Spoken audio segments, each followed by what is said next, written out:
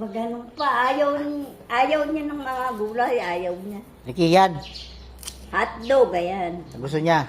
Hotdog saka itlog. Ayaw Ayan niya. ang gusto niya sa baboy, manok.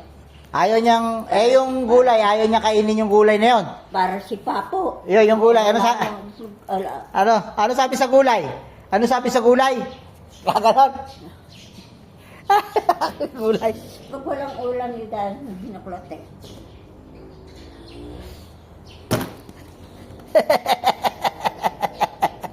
Ala na yung kagulay, alam makain.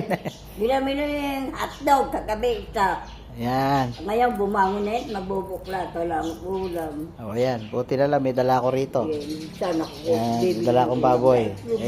Ube, yung anak mo. Wala mabibili. Minsan nagdadala si Ubi na sa isang tray. Awa na may lola mo Siya rin lang eh. ang uubos. Naku po, napakalakas. Basta kung walang ulam, pipilituhin niya yun. Kaya ayaw niyang umalis dito, ayaw niyang umalis na pupunta ng Sinambalan. Na magugutom. Kukumin daw siya. Ayaw.